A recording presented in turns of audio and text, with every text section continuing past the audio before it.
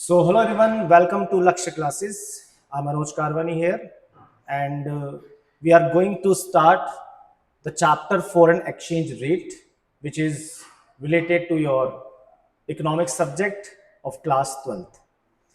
So, ये जो chapter है, इससे पहले अगर हम बात करें कि इकोनॉमिक्स क्या है, तो शायद चैप्टर ज्यादा अच्छा समझ भी आएगा और मजा भी आएगा। इकोनॉमिक्स का जहां तक हम इंट्रोडक्शन लेते हैं, हम कहते हैं कि economics is a subject which deals with economic issues. अब क्या जो चैप्टर हम पढ़ रहे हैं वो भी एक इकोनॉमिक इशू है, क्योंकि हम इकोनॉमिक्स को इकोनॉमिकल इश्यूज की स्टडी कहते हैं, ताकि हम अपने रिसोर्सेज का प्रॉपर यूटिलाइजेशन कर पाए, सही अलोकेशन कर पाए और उन इश्यूज को किस हद तक सॉल्व भी कर पाए। सो यहां पर फॉरेन एक्सचेंज रेट भी एक इशू है क्या? जी बिल्कुल एक इशू है। क्यों इशू है?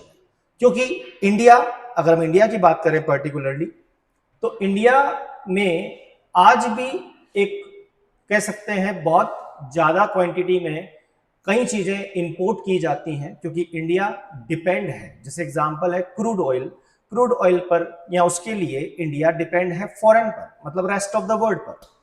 इसका मतलब हमें क्रूड ऑयल खरीदने के लिए, बाहर से कुछ भी चीज खरीदने के लिए, क्रूड ऑयल तक एग्जांपल है, टेक्नोलॉजिकल चीजों के लिए भी इंडिया बाहर रेस्ट ऑफ द वर्ल्ड पे डिपेंड है।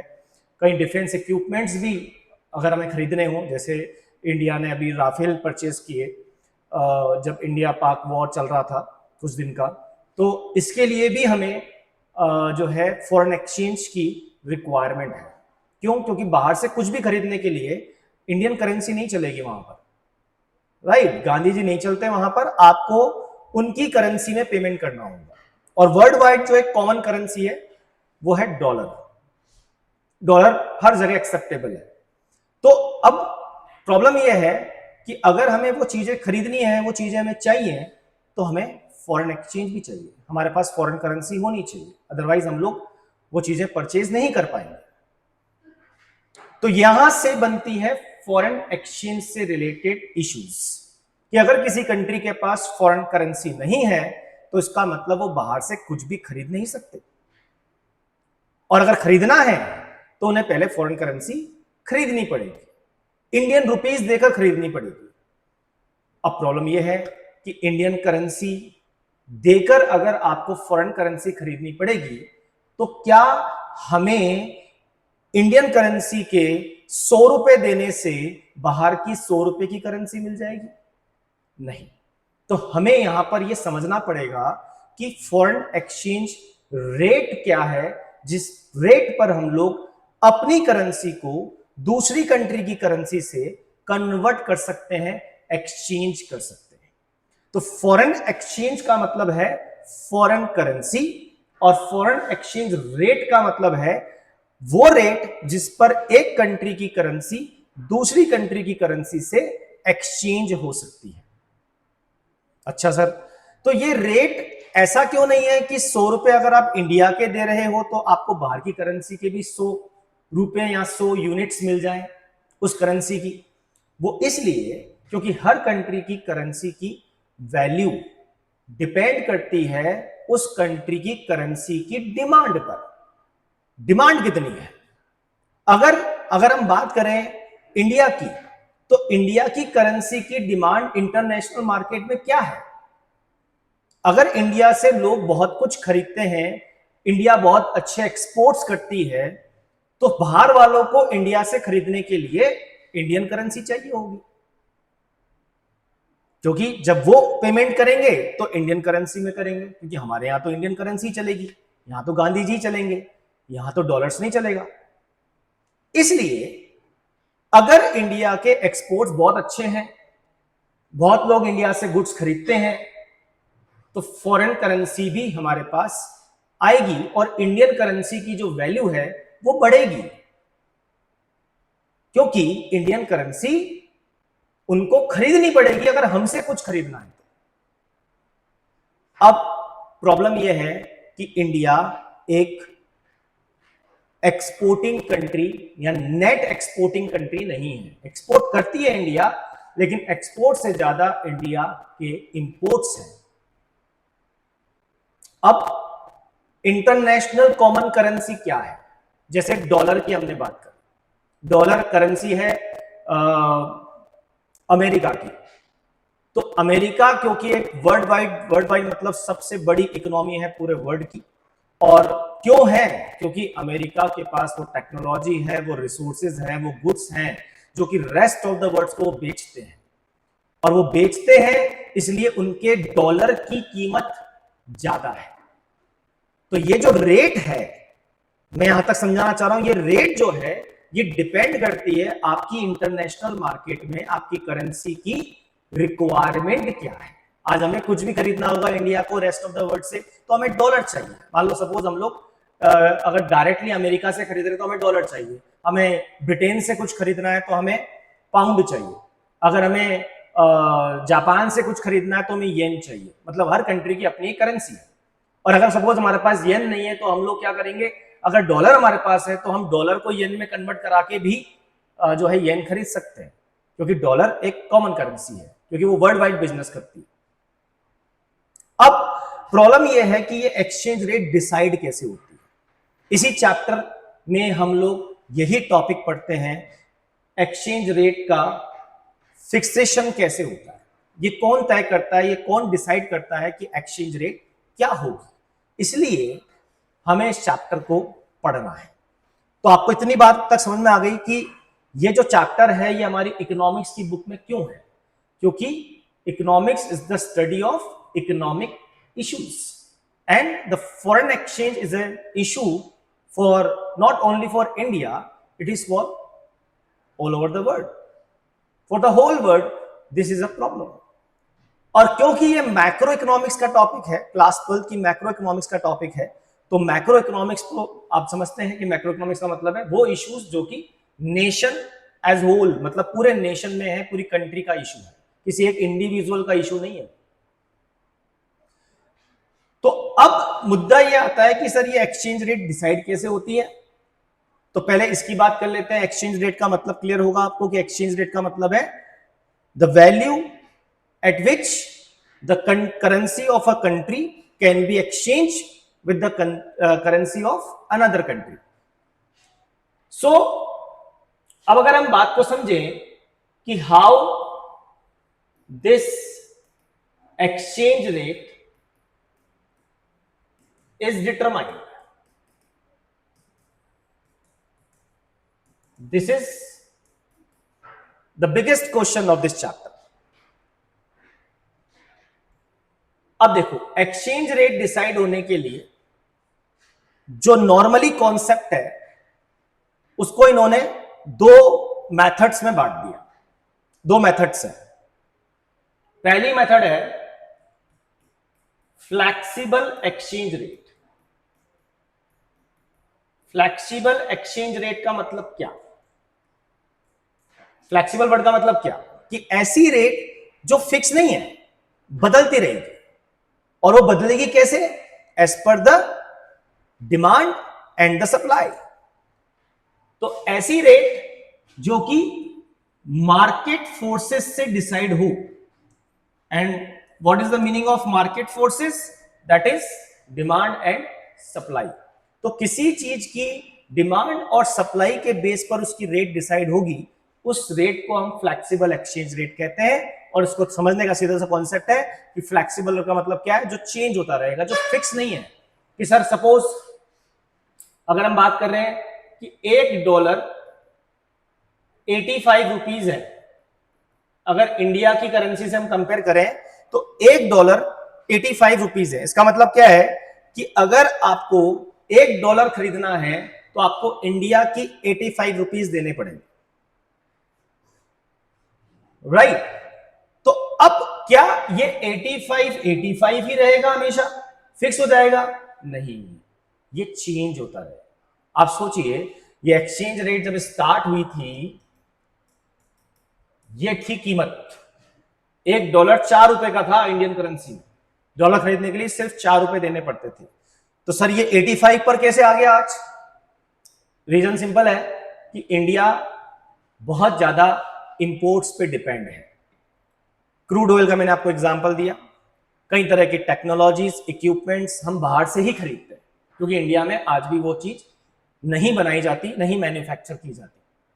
हाँ, फूड ग्रेन्स पर इंडिया की अपनी एक सेल्फ सफिशिएंसी है, डिपेंडेंट नहीं है हम किसी के ऊपर, तो हम लोग वो नहीं खरीदते, लेकिन कुछ चीजें हमें खरीदनी पड़ती है। और वर्ल्ड की ऐसी कोई इकोनॉमी नहीं है जो कि सेल्फ सफिशिएंट हो, उसको किसी भी कंट्री से बिजनेस नहीं करना पड़ता, उसे किसी भी कंट्री से कुछ नहीं खरीदना पड़ता, ऐसी कोई इकोनॉमी नहीं है।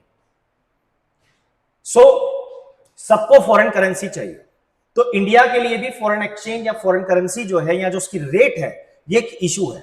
इंडिया क्या चाहेगा कि रेट को स्टेबल रखा जाए, रेट को मिनिमम रखा जाए, क्योंकि अगर रेट बढ़ती जाएगी तो इंडिया के लिए मुसीबत है कि आप अगर $1 का सामान बाहर से खरीदोगे तो आपको 85 रुपीज देने पड़ेंगे। और अगर ये चलता रहा, अगर हमारे इंपोर्ट्स बढ़ते रहे, तो ऐसा भी तो होगा एक दिन कि ये डॉलर की रेट और बढ़ेगी। सपोज $1 88 हो गया, अब आपको वही $1 खरीदने के लिए, डॉलर खरीदना क्यों है, क्योंकि आपको इंटरनेशनल मार्केट में जो आपने प्रोडक्ट खरीदा है उसका पेमेंट करना है, तो वो पेमेंट करने के लिए अब आपको 88 रुपीज देने पड़ेंगे।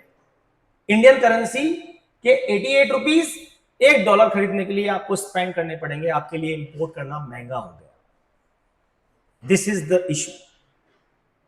सो अब आप सोचो कि हम अगर रेट की बात करें, रेट कैसे डिसाइड होती है उस पर तो हम आएंगे, लेकिन ये बात सोचिए कि ये जो रेट है कि सर क्यों नहीं इंडिया इस रेट को कम करने की कोशिश करे, या कैसे कम हो सकती है ये रेट। ये रेट तभी कम हो सकती है जब इंडिया के यहाँ तो एक्सपोर्ट्स बढ़े, फॉरेन करेंसी बाहर से ज्यादा आए, हमारे पास फॉरेन करेंसी का अगर एक अच्छा खासा अमाउंट हो, रिजर्व हो, तो हम कह सकते हैं कि जो रेट है ये डिक्लाइन होगी, ये घटेगी। लेकिन क्योंकि अभी तक इंडिया इंपोर्ट ज्यादा करता है, अच्छा केवल एक फैक्टर इंपोर्ट ही नहीं है, और भी फैक्टर्स हैं। जैसे अगर हम बात करें, इंडिया को बाहर से लोन लेना पड़ा, वर्ल्ड बैंक से लोन लेना पड़ा या अमेरिका से लोन लेना पड़ा, तो अब उस लोन को लोगे तो अकॉर्डिंगली उस लोन का रीपेमेंट भी करना पड़ेगा। अब रीपेमेंट करने के लिए अगेन आपको फॉरेन करेंसी चाहिए। मान लीजिए आपने वर्ल्ड बैंक से कुछ डॉलर उधार ले लिए, लोन ले लिया, क्यों ले लिया, क्योंकि आपको कोई इक्विपमेंट या कोई टेक्नोलॉजी इंडिया के बाहर से, अमेरिका से खरीदनी थी। अब अमेरिका को आपने डॉलर में पेमेंट कर दिया, और अब आपको वर्ल्ड बैंक को जो है पेमेंट करना है डॉलर्स में आपके लोन का, तो वो डॉलर कहां से आएंगे, अब वो डॉलर आपको खरीदने पड़ेंगे। इंटरनेशनल मार्केट में डॉलर बिकता है, अब वो डॉलर खरीदने के लिए आपको इंडियन करेंसी खर्च करनी पड़ेगी। इसलिए ये रेट अकॉर्डिंगली चेंज होती जाती है, फ्लेक्सिबल रेट। अब इसीलिए हमारी गवर्नमेंट ये भी कोशिश करती है कि इस रेट को हम लोग कंट्रोल करें। अब कंट्रोल करने का रास्ता क्या है, तो ये ही इकोनॉमिक्स है कि हम अब अभी तक हमने बात करी प्रॉब्लम की, अब सॉल्यूशन क्या है। सॉल्यूशन एक तो ये है कि अपने एक्सपोर्ट्स बढ़ाओ। अब अपने एक्सपोर्ट बढ़ाओगे, अपने आप जो है सप्लाई बढ़ेगी फॉरेन एक्सचेंज की हमारे पास, तो उसकी रेट अपने आप डाउन चली जाएगी। दूसरा रास्ता क्या है, सप्लाई बढ़ाने का रास्ते क्या है, एक तो एक्सपोर्ट है, दूसरा जैसे हमारी गवर्नमेंट प्रमोट करती है फॉरेन डायरेक्ट इन्वेस्टमेंट को, इंडिया में आओ, मेक इन इंडिया कैंपेन बना दिया गवर्नमेंट ने कि इंडिया में आइए और यहाँ मैन्युफैक्चरिंग करिए, और यहाँ मैन्युफैक्चरिंग करने से इंडिया को क्या फायदा होगा। जैसे एप्पल इंडिया में मैन्युफैक्चरिंग कर रहा है, या और कंपनीज जो कंट्रीज की कंपनीज हैं, बाहर की कंपनीज हैं, वो इंडिया में मैन्युफैक्चरिंग कर रही है। क्योंकि फॉरेन डायरेक्ट इन्वेस्टमेंट का मतलब है कि हमने बाहर के मैन्युफैक्चरर्स को, बाहर की कंपनीज को इंडिया में इनवाइट किया है कि वो इंडिया में आकर एक्सपो या अपने इंडिया में आकर मैन्युफैक्चरिंग करें। अब आप सोचोगे कि बाहरी कंपनीज इंडिया में क्यों आएंगी, बाहरी कंपनीज इंडिया में इसलिए आएंगी क्योंकि इंडिया अपने आप में बहुत बड़ा मार्केट है, यहाँ डिमांड है, यहाँ कस्टमर्स मिलते हैं उनको, और इससे इंडिया का मार्केट जो उनको मिलेगा उससे उनकी कमाई बढ़ेगी। फिर आप ये भी सोच सकते हैं कि सर वो इंडिया को अगर बेचते हैं या इंडिया उनका गुड्स खरीदता है तो उनकी कंट्री से इंपोर्ट भी करा सकता है। तो इंपोर्ट करा सकता है डेफिनेटली, लेकिन इसमें इंडिया का नुकसान है। इंडिया को इसलिए नुकसान है क्योंकि इंडिया को पेमेंट करना पड़ेगा फॉरेन एक्सचेंज में, और अगर वही चीज उन्हें इंडिया से मिल जाए या इंडिया में ही मिल जाए तो वो चीज आपको नहीं खरीदनी पड़ेगी। जैसे आप एप्पल फोन अब इंडिया में भी खरीद रहे क्योंकि इंडिया में मैन्युफैक्चर हो रहा है, देश का पैसा देश में ही है, और आपको फॉरेन एक्सचेंज की रिक्वायरमेंट नहीं है। तो इसलिए फॉरेन करेंसी जैसे जैसे आपकी रिक्वायरमेंट बढ़ती है उसकी रेट बढ़ती जाती है, रिक्वायरमेंट घटती है रेट घटती जाती है। तो गवर्नमेंट ने प्रमोट किया कि आप इंडिया में आकर फॉरेन डायरेक्ट जो है इन्वेस्टमेंट करो, इंडिया में आके बिजनेस यूनिट लगाओ, इंडिया में मैन्युफैक्चरिंग लगाओ, मेक इन इंडिया एक कैंपेन गवर्नमेंट ने इसीलिए स्टार्ट किया था। जीएसटी इसीलिए लाया गया, मेन पर्पस जीएसटी का यही था कि कंपनीज कहती थी कि इंडिया में टैक्सेशन सिस्टम जो है वो बहुत खराब है, बहुत ज्यादा तरह के डिफरेंट तरह के टैक्सेस आपने लगा रखे हैं। आपको टैक्स चाहिए, आप एक काम करिए, एक सिंगल पॉइंट टैक्स ले लीजिए हमसे, एक ही टैक्स बना दीजिए। तो इंडिया गवर्नमेंट ने टैक्सेशन सिस्टम चेंज कर दिया। इनडायरेक्ट टैक्स को, जो पहले हमारे पास सर्विस टैक्स अलग लगता था, एक्साइज ड्यूटी अलग लगता था, वेट अलग लगता था, सीएसटी अलग लगता था, सबकी जगह वन नेशन वन टैक्स के तर्ज पर जीएसटी लॉन्च कर दिया गया। अब इससे जो बाहर की कंपनीज हैं उनको ये पता है कि इंडिया में हमें एक ही तरह का टैक्स देना है गुड्स एंड सर्विस पर, वो है जीएसटी। तो 10 तरह के लफड़े नहीं है, 10 तरह के डिपार्टमेंट हमें घूमने नहीं पड़ेंगे। कल को कोई भी टैक्स से रिलेटेड इशू आता है तो हमें जीएसटी से ही लेना देना है और कोई टैक्स से लफड़ा नहीं है। इससे गवर्नमेंट का रेवेन्यू भी बढ़ गया और उनको भी इंडिया में बिजनेस करना आसान हो गया। तो रिजल्ट ये रहा कि आज इंडिया के पास बहुत ज्यादा फॉरेन एक्सचेंज रिजर्व भी आया, लगभग 600 अरब डॉलर का इंडिया में आज के टाइम में फॉरेन एक्सचेंज रिजर्व है। तो इंडिया इतना कैपेबल है, इसलिए इंडिया अब क्विकली डिसीजन ले सकता है, बाहर से कोई भी चीज उन्हें खरीदनी हो, टेक्नोलॉजी, डिफेंस इक्विपमेंट्स वगैरह, वो इजीली खरीद सकते हैं। ठीक है, तो गवर्नमेंट ने एक सॉल्यूशन निकाला, दैट इज एफडीआई। अच्छा, हमने तो अब सोचा है, हमसे आगे हम कहते हैं चाइना सेकेंड लार्जेस्ट इकोनॉमी है पूरे वर्ल्ड में, जो हमने पॉलिसीज अडॉप्ट करी हैं या अब हमने जो है चीजें चेंज करी हैं। चाइना ने तो 1978 में कर दिया था जब उनके वहां पर इकोनॉमिक रिफॉर्म्स हुए थे, इसलिए चाइना हमसे बहुत आगे है। और वो इसलिए आगे है क्योंकि उसकी पॉलिसीज जो है इकोनॉमी को डेवलप करने की, वो उन्होंने बहुत पहले ही शुरुआत कर दी थी और इंडिया अब धीरे धीरे धीरे धीरे बदल रहा है। चलिए आगे बढ़ते हैं। फ्लैक्सिबल एक्सचेंज रेट जो है, इसके बाद मैंने बताया कि एक सिस्टम तो ये है और यही प्रैक्टिकली सिस्टम है, मार्केट में चलता है, डिमांड और सप्लाई के हिसाब से रेट बदलती है, राइट। जैसे एग्जांपल ले लें, अगर मैं इसका एग्जांपल ले लूं तो एग्जांपल ये ले सकते हैं कि सपोज करो सर ये प्राइस है, ठीक है, और ये डिमांड है और ये सप्लाई है। तो हम बात कर रहे हैं डॉलर की, राइट। मान लीजिए प्राइस चल रही है, जैसे शेयर मार्केट भी ऐसे चलता है, क्योंकि वहीं डिमांड और सप्लाई के हिसाब से जो है प्राइस डिसाइड होती है। जैसे मान लीजिए प्राइस है 100 और 100 रुपीज की प्राइस पर जो है डिमांड है 50 और सप्लाई जो है वो है 80। इसका मतलब क्या है कि डॉलर की सप्लाई तो ज्यादा हो रही है इस प्राइस पर और डिमांड कम है। तो अब अगर सप्लाई ज्यादा है डिमांड कम है तो डेफिनेटली रेट नीचे आएगी, रेट नीचे गिरेगी, क्योंकि लोग बेचना ज्यादा चाहेंगे और खरीदना कम चाहेंगे। बेचेंगे ज्यादा, खरीद रहे हैं कम, तो मार्केट में सप्लाई बढ़ जाती है और इस वजह से रेट डाउन आ जाती है। ये आपने 11वीं क्लास में डिमांड एंड सप्लाई टॉपिक पढ़ा होगा। चलो अब क्या हुआ, अब सपोज रेट गिरकर 90 रुपए हो गई, 90 रुपीज हो गई। ये 90 रुपीज रेट क्या है, ये $1 की रेट है इन रुपीज, ये रुपीज में रेट है। तो अब आपके 90 रुपीज में अगर हम बात करें तो डिमांड है, सपोज करें डिमांड बढ़ गई क्योंकि रेट घट गई तो डिमांड बढ़ेगी। लॉ ऑफ डिमांड पढ़ा होगा आपने कि रेट जैसे जैसे प्राइस घटेगी डिमांड बढ़ती जाएगी।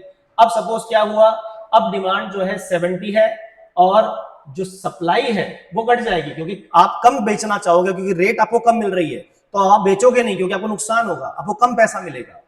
तो सपोज करो जो सप्लाई है वो घटकर 60 हो गई, राइट। तो अभी भी जो है डिमांड सप्लाई बराबर नहीं है। अब डिमांड एक्सेस हो गई, डिमांड बहुत ज्यादा हो गई सप्लाई से। अब क्या होगा, वापस से रेट बढ़ेगी। अब सपोज करो रेट वापस बढ़कर 95 आई और 95 रुपीज की रेट पर जो डिमांड है, अब क्योंकि प्राइस बढ़ गई तो डिमांड कटेगी, डिमांड 65 हो गई और क्योंकि रेट बढ़ गई है तो सप्लाई जो है वो बढ़ेगी, डिमांड कम होगी सप्लाई बढ़ेगी, ये भी 65 हो गई। तो अब आप देखोगे कि इस रेट पर 95 रुपीज की रेट पर डॉलर की डिमांड और सप्लाई आ जाती है इक्वल। तो अब आप कह सकते हो कि ये जो है ये आपके लिए एक्सचेंज रेट है और इस एक्सचेंज रेट को हम इक्विलिब्रियम एक्सचेंज रेट कहते हैं। इस एक्सचेंज रेट पर मार्केट में अब फॉरेन एक्सचेंज खरीदा और बेचा जाएगा। तो सर क्या ये फिक्स हो गई रेट, हमेशा 95 चलेगा? नहीं, ये रेट बदलेगी, क्योंकि डिमांड और सप्लाई हमेशा सेम नहीं रहेगी ना, वो तो बदलती रहेगी। अचानक क्या हुआ, मान लो अब क्योंकि रेट इक्विलिब्रियम में आ गई, फिर अगेन सपोज करो जो डिमांड है वो बढ़ गई, डिमांड अगेन जो जाकर 80 हो गई, और सप्लाई जो है वो 80 नहीं है, वो सप्लाई जो है सपोज 70 है। अब क्या होगा, अब इस केस में अगेन जो रेट है वो बढ़ गई, रेट वापिस 100 रुपीज आ गई। तो ये चलता रहेगा, हर सेकंड में रेट चेंज होती है, डिमांड सप्लाई के हिसाब से रेट चेंज होती है। लेकिन ये जो तरीका है, इस पॉइंट पर आकर जहां भी डिमांड सप्लाई इक्वल हो जाएगी वहां पर ये रेट तय हो जाएगी, ये रेट फिक्स हो जाएगी उस पॉइंट ऑफ टाइम के लिए जब डिमांड सप्लाई इक्वल है। इसी रेट को हम फ्लैक्सिबल एक्सचेंज रेट सिस्टम कहते हैं, जो डिमांड एंड सप्लाई से डिसाइड होती है। डिमांड सप्लाई का मतलब है मार्केट फोर्सेस, और क्योंकि ये रेट बदलती रहेगी इसलिए इसका नाम क्या है, फ्लैक्सिबल एक्सचेंज रेट। अब मैं आपको बता रहा था दूसरा सिस्टम क्या है, दूसरा सिस्टम है फिक्स्ड एक्सचेंज रेट। मतलब फॉरेन करेंसी की रेट को हमने फिक्स कर दिया। तो फिक्स कैसे किया, इस एक्सचेंज रेट को, जो फिक्स्ड एक्सचेंज रेट है, इसका नाम फिक्स्ड क्यों रखा गया है? तो सीधी सी बात, आपको यहां लग रहा होगा कि यहां रेट फिक्स हो जाती है। जी नहीं, ऐसा नहीं है। यहां जो रेट है वो रेट डिसाइड करती है government, central government. Government decide करती है कि एक्सचेंज रेट क्या चलेगी। अब सर गवर्नमेंट क्यों डिसाइड कर रही है जब डिमांड सप्लाई चल रहा है? तो बिल्कुल देखो, डिमांड सप्लाई चल रहा है, ये एक्सचेंज रेट डिमांड सप्लाई चलेगी, और बीच में गवर्नमेंट कभी इंटरवेंशन नहीं करेगी अपना कि भैया हमने आके आपकी रेट को चेंज कर दिया। गवर्नमेंट नहीं करती कभी भी, मार्केट फोर्सेस से चलता है। लेकिन अगर ये रेट एक लिमिट के बाहर चली जाती है, जैसे मैंने कहा सपोज अभी डॉलर 85 है, 85 से 86 हो गया, 87 हो गया, 88 हो गया, चलता है, ठीक है, वापस थोड़ा कम भी हो सकता है। लेकिन अचानक से डिमांड बढ़ती हुई रेट को बढ़ा गई और रेट 95 तक पहुंच गई, तो ये इंडिया के लिए एक बहुत बड़ी दिक्कत की, प्रॉब्लम की बात है, क्योंकि रेट बहुत ज्यादा बढ़ गई है, जिससे इंडिया के इंपोर्ट्स बढ़ जाएंगे, और इंडिया अगर महंगा इंपोर्ट करेगा तो उसको भी प्राइसेस बढ़ानी पड़ेंगी अपने प्रोडक्ट की, जो कि आम पब्लिक के लिए, आम जनता के लिए कहीं ना कहीं महंगाई का एक कारण है। इन्फ्लेशन लेकर आएगा, जनरल प्राइस लेवल्स क्या हो जाएंगे, इंक्रीज हो जाएंगे। तो ये एक प्रॉब्लम है। तो इंडिया ये भी नहीं चाहता, क्योंकि लिमिट के बाहर चलेगी, और हम अपने इंपोर्ट्स तो कम कर नहीं सकते, या इंपोर्ट्स चलो कम भी कर लेंगे तो रोक तो नहीं सकते, बंद तो नहीं कर सकते, क्योंकि बहुत सी चीजों पर या बहुत सी चीजों के लिए इंडिया डिपेंड है रेस्ट ऑफ द वर्ल्ड पर, इंपोर्ट्स पर। तो अगर गवर्नमेंट को लगता है ऐसा कुछ हो रहा है, तो गवर्नमेंट जो है इस रेट को फिक्स कर देती है। अच्छा, अब ये जो रेट है जो गवर्नमेंट ने फिक्स करी है, इसका मतलब अब ये नहीं है कि जो फ्लैक्सिबल एक्सचेंज रेट है वो कहीं नहीं है, या वो खत्म हो गई, या अब डिमांड सप्लाई से रेट डिसाइड नहीं होगी, ऐसा नहीं है। अगर ये रेट गवर्नमेंट ने फिक्स करी है, तो ये रेट जो गवर्नमेंट फिक्स कर रही है, ये या तो मोर देन होगी इक्विलिब्रियम रेट, या गवर्नमेंट इसको कम पर भी डिसाइड कर सकती है, लेस देन इक्विलिब्रियम रेट। अब सर एक बात बताओ, ऐसा गवर्नमेंट करती क्यों है? तो देखो, गवर्नमेंट का मेन इंटेंशन जो है वो यहां पर होता है एक्सपोर्ट्स को बढ़ाना। अब सपोज करो, इसका एग्जांपल लेते हैं कि $1 जो है 85 था, $1 85 है, और किन्हीं रीजंस की वजह से डॉलर की डिमांड घट गई मार्केट में, या डॉलर की सप्लाई बढ़ गई इंडिया में, तो हुआ क्या, ये रेट 80 पर पहुंच गई, $1 का हो गया। अब आप बोलोगे सर ये तो बहुत अच्छी बात है, लेकिन अच्छी बात तो इंडिया के लिए है ना। What about the rest of the world, the countries which are exporting the goods और सर्विसेज, और which are importing from goods और सर्विसेज फ्रॉम इंडिया, उनका क्या? उनका मतलब, अगर सपोज एक एग्जांपल लेते हैं, मान लीजिए कोई रेस्ट ऑफ द वर्ल्ड की कंट्री है और वो डॉलर में इंडिया से कुछ खरीदती है, जैसे मान लीजिए कैंडी खरीदती है, टॉफी खरीदती है, अब वो टॉफी इंडिया में 1 रुपए की एक है। इसका मतलब अगर वो कैंडी खरीदते हैं और $1 खर्च करते हैं तो उन्हें इंडियन करेंसी में 85 कैंडीज मिलेंगी, क्योंकि एक टॉफी 1 रुपए की है इंडियन मार्केट में। अगर वो वही टॉफी इंपोर्ट करते हैं इंडिया से तो इंडिया उनको एक्सपोर्ट करेगा, और $1 की टॉफी खरीदने का मतलब है $1 की मतलब 85 कैंडीज टॉफीज आपको देनी पड़ेंगी। अब अगर ये रेट अचानक से डाउन हो गई और $1 ₹80 पर आ गया तो क्या होगा? तो यह होगा कि जो बाहर से खरीदने वाला है कैंडी, उसे अब $1 खर्च करने पर इंडियन रुपीज में, क्योंकि इंडियन की जो वैल्यू है, जो इंडियन रुपीज की वैल्यू है, तो $1 ₹80 ही है, तो अब उसे कितनी कैंडी मिलेगी? अब उसे 80 कैंडी मिलेंगी। जो पहले 85 मिल रही थी अब वो 80 मिलेंगी। तो इससे कहीं ना कहीं फॉरेन बायर को नुकसान हो रहा है और वो इंडिया से माल नहीं खरीदेगा, इंडिया से इंपोर्ट नहीं करेगा, क्योंकि उसे इंडिया से गुड्स खरीदना अब महंगा पड़ रहा है। उसका कारण है कि एक्सचेंज रेट जो है वो डाउन हो गई। तो अब इस केस में करें क्या? इस केस में हमें वेट करना पड़ेगा, या तो कि डिमांड सप्लाई के अकॉर्डिंग रेट वापस बढ़े, तब जाकर जो है हम लोग वापस से हमसे लोग से बाहर से खरीदने लगे, तब तक मार्केट टूट जाएगा आपका। इसलिए यहां गवर्नमेंट बीच में आती है और गवर्नमेंट क्या करती है, सपोज रेट को फिक्स कर देती है कि फॉरेन बायर अगर इंडिया से खरीदेगा तो वो जो मार्केट में इक्विलिब्रियम रेट चल रही है ₹80, $1 जो है वो ₹80 के बराबर है, उस रेट पर नहीं खरीदना उसको। उसके लिए हम रेट फिक्स कर देते हैं कि अगर वो इंडिया से खरीदेगा तो उसे हम 85 रुपीस के हिसाब से ही कैंडीज देंगे। मतलब आपको 85 कैंडीज मिलेगी, मतलब आपके लिए $1 85 रुपीस का है।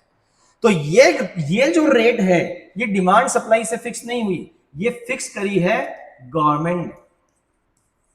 और क्योंकि गवर्नमेंट ने फिक्स करी है तो अब यहां गवर्नमेंट का सीधा सा इंटेंशन ये है कि इंडिया के एक्सपोर्ट्स को बढ़ाया जाए। एक्सपोर्ट्स बढ़ने चाहिए, एक्सपोर्ट घटने नहीं चाहिए, क्योंकि अगर एक्सपोर्ट घट गए तो फॉरेन करेंसी आने का जो रास्ता है, जो सोर्स है, वही खत्म हो जाएगा।